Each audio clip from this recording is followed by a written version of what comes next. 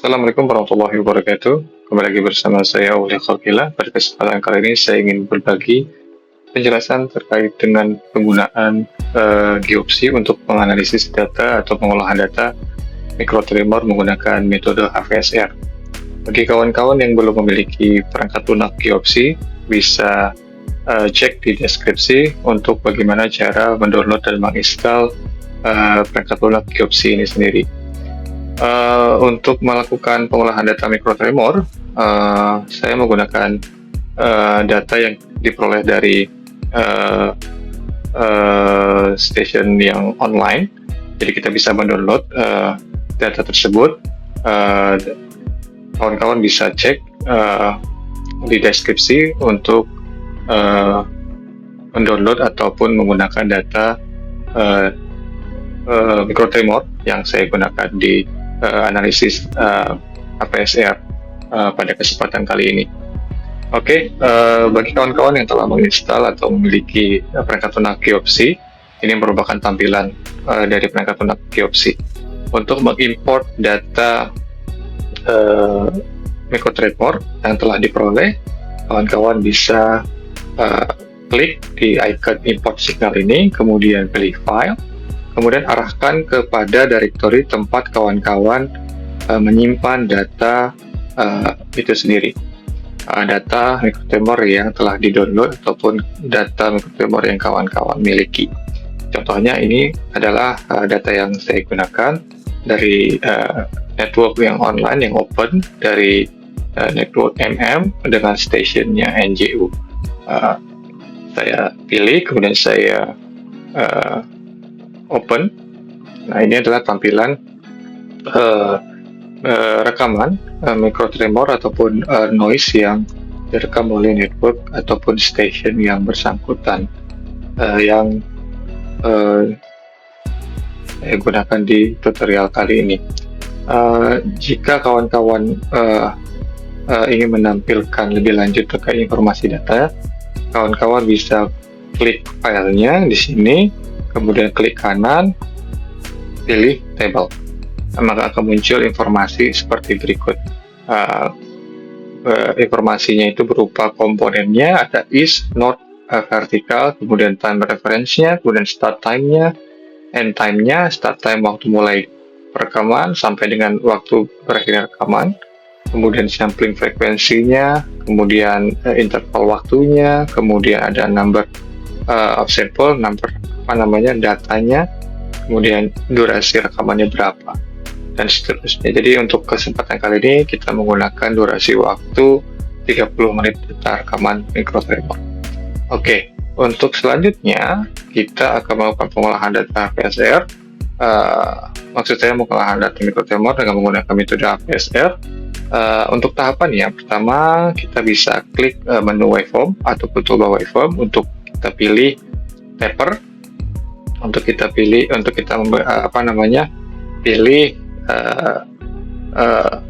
pengerucutan ataupun pengerucutan untuk awal dan akhir dari masing-masing data untuk sebanyak 5%. Kita klik OK, maka akan sedikit lebih mengerucut di awal dan di akhirnya. Setelah itu kita akan pilih filter di menu waveform, kita pilih filter. Di sini saya akan menggunakan bandpass dari 1 Hz sampai 10 Hz. Untuk pilih filter metodenya itu adalah Butterworth dengan ordernya itu adalah 1. Klik OK, maka ini adalah tampilan mikrotremor yang telah difilter. Selanjutnya kita bisa pilih icon ini, icon Hyper-V ini, atau bisa kawan-kawan pilih dari menu toolbar, pilih icon Hyper-V, maka akan muncul jendela seperti ini. Pastikan from-nya itu adalah dari T0 sampai dengan N di menu time ini, toolbar time ini. Kemudian pada time windows kita di bagian general, saya memilih exactly. Untuk window length-nya itu saya atur sebesar 25 second. Jadi kita akan membagi segmen waktunya itu setiap 25 second dari data yang ada. Kemudian saya centang anti-triggering on filter signal. Karena data kita tadi sudah kita filter, maka kita perlu mencentang ini untuk kita menseleksi jendela waktu mana yang tidak memiliki data yang amplitude itu signifikan besar dibanding dengan noise-noise lainnya. Nah, untuk pengaturan selanjutnya bisa klik filter signal untuk pengaturan bagaimana cara pemilihan jendela waktu ataupun segmentasi waktu secara otomatis. Nah, di sini ada parameter STA, LTA. STA itu adalah short term average, LTA itu adalah long term average. STA parameter STA ini saya set waktunya ini adalah 1 second. Kemudian LTA ini saya set 30 second. STA ini lebih kecil waktunya dibanding dengan LTA.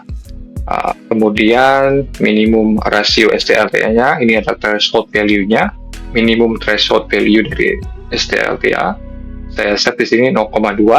Kemudian maksimum STA-LTA-nya adalah 2. Nah, parameter-parameter ini bisa disesuaikan sesuai dengan kondisi data yang kita miliki. Untuk kondisi sekarang kita akan menggunakan parameter seperti berikut ini. Kemudian setelah ini semua diatur, kita pilih processing. Di tab processing, saya pilih smoothing tab-nya ini adalah Kono-Omachi, ya, dengan smoothing konstannya ini adalah 40. Dan saya centang use cosine taper untuk lebarnya itu setiap 5%. Nah, jadi nanti setiap segmentasinya itu ataupun setiap jendela waktunya itu akan ditaper menggunakan metode cosine sebesar 5%.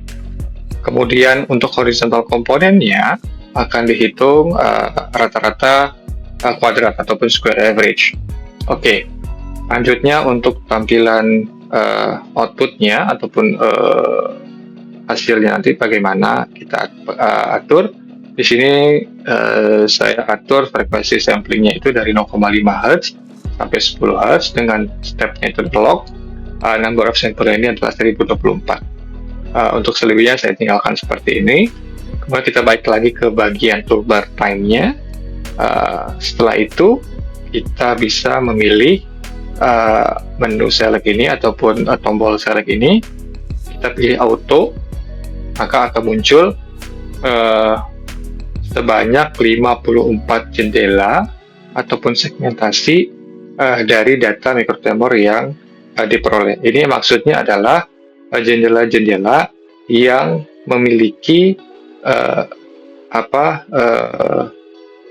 noise yang kita inginkan berdasarkan rentang rasio minimum STA-LTA ataupun maksimum LTA-LTA ini.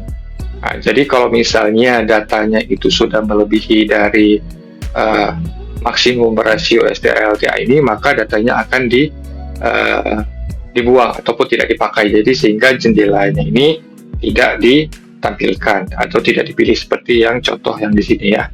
Ini yang tidak ada warna hijau ini artinya dia diabaikan. Nah, setelah mendapatkan pola seperti ini, tampilan seperti ini, kita bisa lanjutkan dengan klik tombol start ini. Maka akan muncul kurva kurva H per V ataupun HPSR seperti berikut ini. Maka pada sumbu X ini adalah frekuensi, sumbu Y ini adalah komponen ataupun rasio H per V-nya. Kita bisa melihat bahwa di sini ketika kita menggeser mouse kita ke yang warna abu-abu ini, maka akan muncul informasi seperti F0 ini, ya, yang MMNGO ini adalah F0-nya 0,91 sekian Hz, kemudian amplitudenya atau A0-nya 1,52 sekian. Nah, biasanya pendeteksian F0 ini secara otomatis terkadang tidak presisi ya, tidak presisi, maka kita bisa memperbaharui ataupun mengedit di mana sih rentang frekuensi yang memiliki amplitude yang lebih maksimum gitu. Dengan cara kita bisa klik tools, edit peaks ya. maka akan muncul seperti ini. Kita klik barisnya, maka kita bisa adjust dia untuk melihat rentang dari frekuensi berapa sampai berapa amplitudo ataupun rasio H per V yang lebih maksimum. Secara umum kita bisa melihat di sini di kurva HVSR-nya ini estimasi perkiraan puncaknya itu ada di antara 0,7 sampai dengan katakanlah 0,9 ya, 0,9 Hz. Maka kita bisa klik OK, maka dia akan berpindah. Oh, ternyata masih kurang sesuai, kita bisa adjust lagi untuk lebih detail lagi gitu. Misalnya 0,8 sampai dengan 0,9. Nah, kurang lebih seperti ini. Untuk penyesuaian frekuensi dominan berdasarkan amplitudo ataupun rasio H per V yang lebih maksimum. Kemudian kalau misalnya sudah kita melakukan seperti ini, kita bisa close. Maka inilah hasil yang diperoleh. Jadi kita bisa membawa mouse kita ke yang warna abu-abu ini, maka F0 dan A0 yang terbaru bisa terlihat seperti yang ditampilkan pada pengolahan data kali ini. Nah, lalu kemudian bagaimana cara kita untuk menyimpan datanya? Kita bisa klik tools, kita save result, ya, kita simpan di directory yang ingin kawan-kawan simpan filenya di mana, gitu. Misalnya sini saya sebut atau saya buat nama filenya adalah seperti berikut. Dengan nama file ini, kemudian secara default formatnya adalah HV file atau .hv. Klik save, maka akan tersimpan filenya. Kemudian file tersebut akan terlihat seperti berikut, ya, H per V. Jika kita klik filenya, maka akan ditampilkan seperti berikut keterangan datanya. Nah, untuk kita menyimpan gambarnya, kita bisa klik file, export image. Jadi kita bisa menampilkan atau menyimpan data yang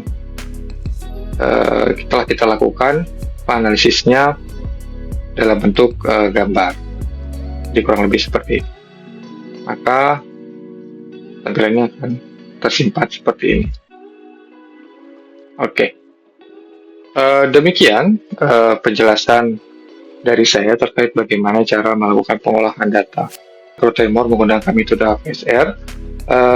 Kembali lagi saya tekankan bahwa pengaturan parameter-parameter yang telah saya jelaskan di sini bersifat sangat dinamis. Jadi setiap data microtremor akan memiliki karakteristik ataupun parameter yang berbeda-beda tergantung kondisi data yang kita peroleh.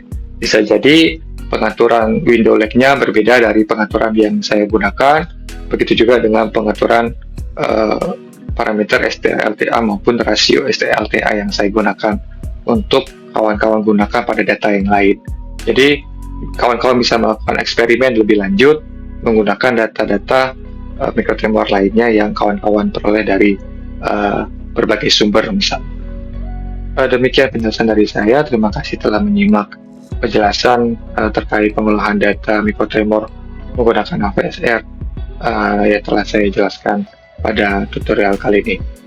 Sampai jumpa pada sesi selanjutnya.